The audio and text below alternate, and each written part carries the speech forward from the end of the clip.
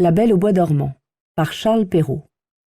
Il était une fois un roi et une reine qui étaient si fâchés de n'avoir point d'enfants, si fâchés qu'on ne saurait dire. Ils allèrent à toutes les eaux du monde. Vœux, pèlerinages, menues dévotions, tout fut mis en œuvre, et rien n'y faisait. Enfin pourtant la reine devint grosse, et accoucha d'une fille. On fit un beau baptême. On donna pour marraine à la petite princesse toutes les fées qu'on put trouver dans le pays. Il s'en trouva 7, afin que chacune d'elles lui faisant un don, comme c'était la coutume des fées en ce temps-là, la princesse eut par ce moyen toutes les perfections imaginables. Après les cérémonies du baptême, toute la compagnie revint au palais du roi, où il y avait un grand festin pour les fées. On mit devant chacune d'elles un couvert magnifique, avec un étui d'or massif, où il y avait une cuillère, une fourchette et un couteau de fin or, garni de diamants et de rubis. Mais comme chacun prenait sa place à table, on vit entrer une vieille fée qu'on n'avait point priée, parce qu'il n'y avait plus de 50 ans qu'elle n'était sortie d'une tour et qu'on la croyait morte, ou enchantée. Le roi lui fit donner un couvert, mais il n'eut pas moyen de lui donner un étui d'or massif, comme aux autres, parce que l'on n'en avait fait faire que 7, pour les 7 fées. La vieille crut qu'on la méprisait, et grommela quelques menaces entre ses dents. Une des jeunes fées qui se trouva auprès d'elle l'entendit, et jugeant qu'elle pourrait donner quelque fâcheux don à la petite princesse, alla, dès qu'on fut sorti de table, se cacher derrière la tapisserie, afin de parler la dernière, et de pouvoir réparer autant qu'il lui serait possible le mal que la vieille aurait fait. Cependant les fées commencèrent à faire leurs dons à la princesse. La plus jeune donna pour don qu'elle serait la plus belle personne du monde. Celle d'après, qu'elle aurait de l'esprit comme un ange. La troisième, qu'elle aurait une grâce admirable à tout ce qu'elle ferait. La quatrième, qu'elle danserait parfaitement bien. La cinquième, qu'elle chanterait comme un rossignol. Et la sixième, qu'elle jouerait de toutes sortes d'instruments dans la dernière perfection. Le rang de la vieille fée étant venu, elle dit, en branlant la tête encore plus de dépit que de vieillesse, que la princesse se percerait la main d'un fuseau et qu'elle en mourrait. Ce terrible don fit frémir toute la compagnie, et il n'y eut personne qui ne pleurât. Dans ce moment, la jeune fée sortit de derrière la tapisserie, et dit tout haut ces paroles. « Rassurez-vous, roi et reine, votre fille n'en mourra pas. Il est vrai que je n'ai pas assez de puissance pour défaire entièrement ce que mon ancienne a fait. La princesse se percera la main d'un fuseau, mais au lieu d'en mourir, elle tombera seulement dans un profond sommeil qui durera 100 ans, au bout desquels le fils d'un roi viendra la réveiller. » Le roi, pour tâcher d'éviter le malheur annoncé par la vieille, fit publier aussitôt un édit par lequel il défendait à toute personne de filer au fuseau, ni d'avoir des fuseaux chez soi sur peine de la vie. Au bout de 15 ou 16 ans, le roi et la reine étant allés à une de leurs maisons de plaisance, il arriva que la jeune princesse, courant un jour dans le château et montant de chambre en chambre, alla jusqu'au haut d'un donjon dans un petit galetas où une bonne vieille était seule à filer sa quenouille. Cette bonne femme n'avait point ouï parler des défenses que le roi avait faites de filer au fuseau. « Que faites-vous là, ma bonne femme » dit la princesse. « Je file, ma belle enfant » lui répondit la vieille qui ne la connaissait pas. « Ah, que cela est joli » reprit la princesse. « Comment faites-vous ? Donnez-moi que je voie si j'en ferais bien autant. » Elle n'eut pas plutôt pris le fuseau que, comme elle était fort vive, un peu étourdie, et que d'ailleurs l'arrêt des fées l'ordonnait ainsi, elle s'en perça la main et tomba évanouie. La bonne vieille, bien embarrassée, crie au secours. On vient de tous côtés. On jette de l'eau au visage de la princesse, on la délace, on lui frappe dans les mains, on lui frotte les tempes avec de l'eau de la reine de Hongrie, mais rien ne la faisait revenir. Alors, le roi, qui était monté au bruit, se souvint de la prédiction des fées, et jugeant bien qu'il fallait que cela arrivât, puisque les fées l'avaient dit, fit mettre la princesse dans le plus bel appartement du palais, sur un lit en broderie d'or et d'argent. On eût dit un ange, tant elle était belle, car son évanouissement n'avait pas ôté les couleurs vives de son teint. Ses joues étaient incarnates, et ses lèvres comme du corail. Elle avait seulement les yeux fermés, mais on l'entendait respirer doucement, ce qui faisait voir qu'elle n'était pas morte. Le roi ordonna qu'on la laissât dormir en repos, jusqu'à ce que son heure de se réveiller fût venue. La bonne fée qui lui avait sauvé la vie, en la condamnant à dormir 100 ans, était dans le royaume de Mataquin, à 12 000 lieues de là, lorsque l'accident arriva à la princesse. Mais elle en fut avertie en un instant par un petit nain, qui avait des bottes de 7 lieues. C'étaient des bottes avec lesquelles on faisait 7 lieues d'une seule enjambée. La fée partit aussitôt, et on la vit au bout d'une heure arriver dans un chariot tout de feu, traîné par des dragons. Le roi lui alla présenter la main à la descente du chariot. Elle approuva tout ce qu'il avait fait. Mais comme elle était grandement prévoyante, elle pensa que quand la princesse viendrait à se réveiller, elle serait bien embarrassée toute seule dans ce vieux château. Voici ce qu'elle fit. Elle toucha de sa baguette tout ce qui était dans ce château, hors le roi et la reine, gouvernante, fille d'honneur, femme de chambre, gentilhomme, officier, maître d'hôtel, cuisinier, marmiton, galopin, garde, suisse, page, valet de pied. Elle toucha aussi tous les chevaux qui étaient dans les écuries, avec les palefreniers, les gros matins de basse-cour et la petite Pouffe, petite chienne de la princesse, qui était auprès d'elle sur son lit.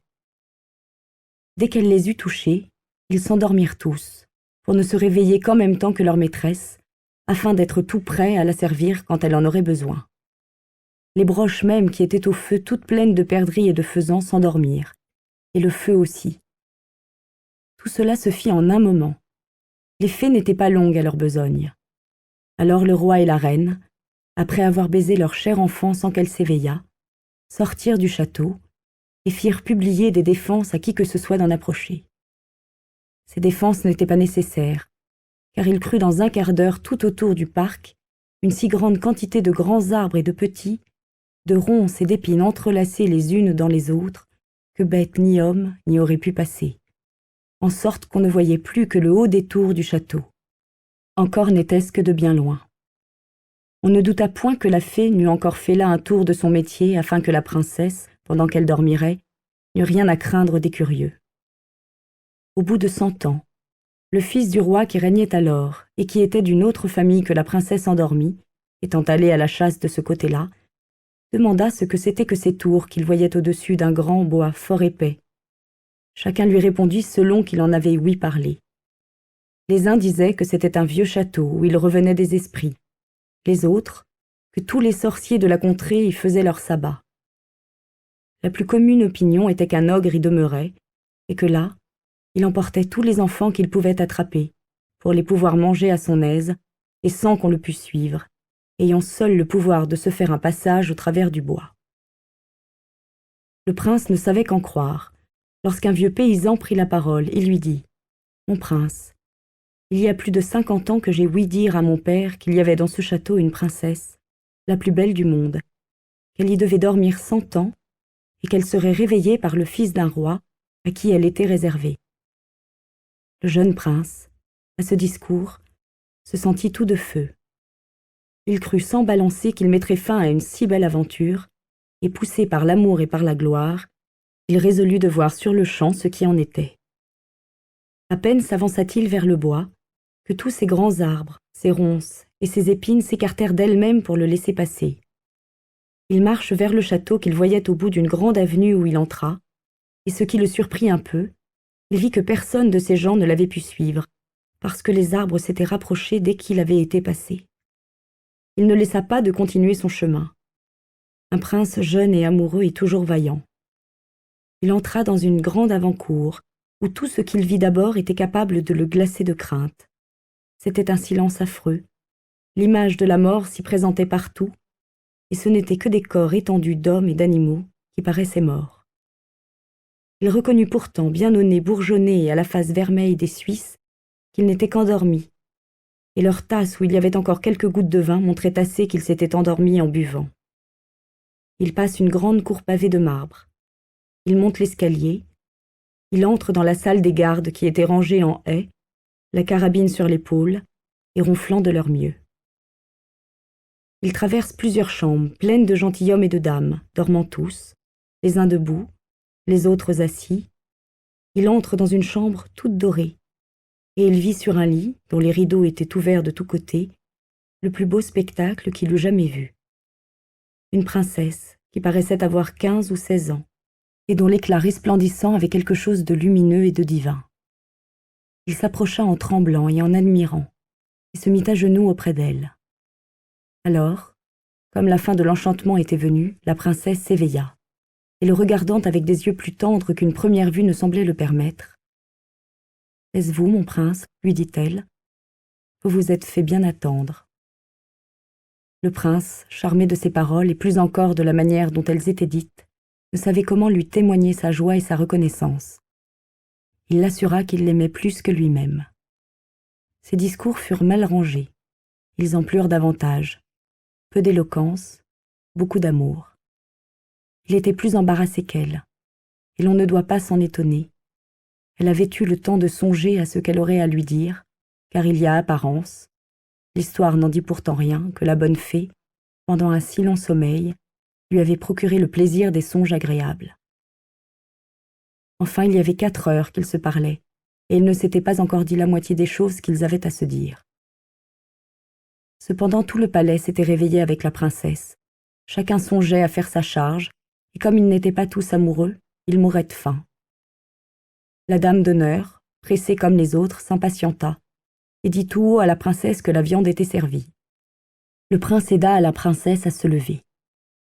Elle était tout habillée, et fort magnifiquement, mais il se garda bien de lui dire qu'elle était habillée comme ma mère grand, et qu'elle avait un collet monté, elle n'en était pas moins belle.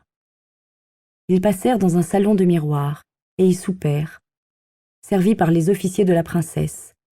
Les violons et les hautbois jouèrent de vieilles pièces, mais excellentes, quoiqu'il y eût près de 100 ans qu'on ne les joua plus, et après souper, sans perdre de temps, le grand aumônier les maria dans la chapelle du château et la dame d'honneur leur tira le rideau. Ils dormirent peu. La princesse n'en avait pas grand besoin, et le prince la quitta dès le matin pour retourner à la ville, où son père devait être en peine de lui. Le prince lui dit qu'en chassant, il s'était perdu dans la forêt, et qu'il avait couché dans la hutte d'un charbonnier, qui lui avait fait manger du pain noir et du fromage. Le roi, son père, qui était bonhomme, le crut, mais sa mère n'en fut pas bien persuadée, et voyant qu'il allait presque tous les jours à la chasse, et qu'il avait toujours une raison en main pour s'excuser, quand il avait couché 2 ou 3 nuits dehors, elle ne douta plus qu'il n'eût quelque amourette. Car il vécut avec la princesse plus de 2 ans entiers, et en eut 2 enfants, dont le premier, qui fut une fille, fut nommé l'Aurore, et le second un fils, qu'on nomma le Jour, parce qu'il paraissait encore plus beau que sa sœur. La reine dit plusieurs fois à son fils, pour le faire expliquer, qu'il fallait se contenter dans la vie, mais il n'osa jamais se fier à elle de son secret. Il la craignait, quoiqu'il l'aimât, car elle était de race ogresse, et le roi ne l'avait épousée qu'à cause de ses grands biens. On disait même tout bas à la cour qu'elle avait les inclinations des ogres, et qu'en voyant passer de petits enfants, elle avait toutes les peines du monde à se retenir de se jeter sur eux. Ainsi le prince ne voulut jamais rien dire. Mais quand le roi fut mort, ce qui arriva au bout de 2 ans, et qu'il se fit maître, il déclara publiquement son mariage, et alla en grande cérémonie quérir la reine sa femme dans son château. On lui fit une entrée magnifique dans la ville capitale, où elle entra au milieu de ses 2 enfants. Quelque temps après, le roi alla faire la guerre à l'empereur Cantalabute, son voisin. Il laissa la régence du royaume à la reine sa mère, et lui recommanda fort sa femme et ses enfants. Il devait être à la guerre tout l'été, et dès qu'il fut parti, la reine-mère envoya sa bru et ses enfants à une maison de campagne dans les bois, pour pouvoir plus aisément assouvir son horrible envie. Elle y alla quelques jours après, et dit un soir à son maître d'hôtel : « Je veux manger demain à mon dîner la petite Aurore. »« Ah, madame, dit le maître d'hôtel. « Je le veux, dit la reine. Et elle le dit d'un ton d'ogresse qui a envie de manger de la chair fraîche, et je la veux manger à la sauce Robert. » Ce pauvre homme, voyant bien qu'il ne fallait pas se jouer à une ogresse, prit son grand couteau et monta à la chambre de la petite Aurore. Elle avait pour lors 4 ans, et vint en sautant et riant se jeter à son col et lui demander du bon, du bon. Il se mit à pleurer. Le couteau lui tomba des mains, et il alla dans la basse-cour couper la gorge à un petit agneau, et lui fit une si bonne sauce que sa maîtresse l'assura qu'elle n'avait jamais rien mangé de si bon. Il avait emporté en même temps la petite Aurore, et l'avait donnée à sa femme pour la cacher dans le logement qu'elle avait au fond de la basse-cour. 8 jours après, la méchante reine dit à son maître d'hôtel : « Je veux manger à mon souper le petit jour. » Il ne répliqua pas. Résolu de la tromper comme l'autre fois, il alla chercher le petit jour et le trouva avec un petit fleuret à la main, dont il faisait des armes avec un gros singe. Il n'avait pourtant que 3 ans. Il le porta à sa femme qui le cacha avec la petite Aurore et donna à la place du petit jour un petit chevreau fort tendre que l'ogresse trouva admirablement bon. Cela était fort bien allé jusque-là. Mais un soir, cette méchante reine dit au maître d'hôtel : « Je veux manger la reine à la même sauce que ses enfants. » Ce fut alors que le pauvre maître d'hôtel désespéra de la pouvoir encore tromper. La jeune reine avait 20 ans passés, sans compter les 100 ans qu'elle avait dormi. Sa peau était un peu dure, quoique belle et blanche, et le moyen de trouver dans la ménagerie une bête aussi dure que cela. Il prit la résolution, pour sauver sa vie, de couper la gorge à la reine, et monta dans sa chambre, dans l'intention de n'en pas faire à 2 fois. Il s'excitait à la fureur, et entra le poignard à la main dans la chambre de la jeune reine. Il ne voulut pourtant point la surprendre, et lui dit avec beaucoup de respect l'ordre qu'il avait reçu de la reine-mère. « Faites votre devoir, lui dit-elle, en lui tendant le col. Exécutez l'ordre qu'on vous a donné. J'irai revoir mes enfants, mes pauvres enfants que j'ai tant aimés, car elle les croyait morts, depuis qu'on les avait enlevés sans lui rien dire. »« Non, non, madame, lui répondit le pauvre maître d'hôtel tout attendri. Vous ne mourrez point, et vous ne laisserez pas d'aller revoir vos chers enfants, mais ce sera chez moi où je les ai cachés, et je tromperai encore la reine en lui faisant manger une jeune biche en votre place. » Il la mena aussitôt à sa chambre, où la laissant embrasser ses enfants et pleurer avec eux, il alla accommoder une biche, que la reine mangea à son souper, avec le même appétit que si c'eût été la jeune reine. Elle était bien contente de sa cruauté, et elle se préparait à dire au roi, à son retour, que les loups enragés avaient mangé la reine, sa femme et ses 2 enfants. Un soir qu'elle rôdait à son ordinaire dans les cours et basses-cours du château pour y aléner quelques viandes fraîches, elle entendit dans une salle basse le petit jour qui pleurait, parce que la reine, sa mère, le voulait faire fouetter à cause qu'il avait été méchant, et elle entendit aussi la petite Aurore qui demandait pardon pour son frère. L'ogresse reconnut la voix de la reine et de ses enfants, et furieuse d'avoir été trompée, elle commande dès le lendemain au matin, avec une voix épouvantable, qui faisait trembler tout le monde, qu'on apporta au milieu de la cour une grande cuve, qu'elle fit remplir de crapauds, de vipères, de couleuvres et de serpents, pour y faire jeter la reine et ses enfants, le maître d'hôtel, sa femme et sa servante. Elle avait donné l'ordre de les amener les mains liées derrière le dos. Ils étaient là, et les bourreaux se préparaient à les jeter dans la cuve, lorsque le roi, qu'on n'attendait pas si tôt, entra dans la cour à cheval. Il était venu en poste et demanda tout étonné ce que voulait dire cet horrible spectacle. Personne n'osait l'en instruire, quand l'ogresse, enragée de voir ce qu'elle voyait, se jeta elle-même la tête la première dans la cuve et fut dévorée en un instant par les vilaines bêtes qu'elle y avait fait mettre. Le roi ne laissa pas d'en être fâché. Elle était sa mère, mais il s'en consola bientôt avec sa belle femme et ses enfants.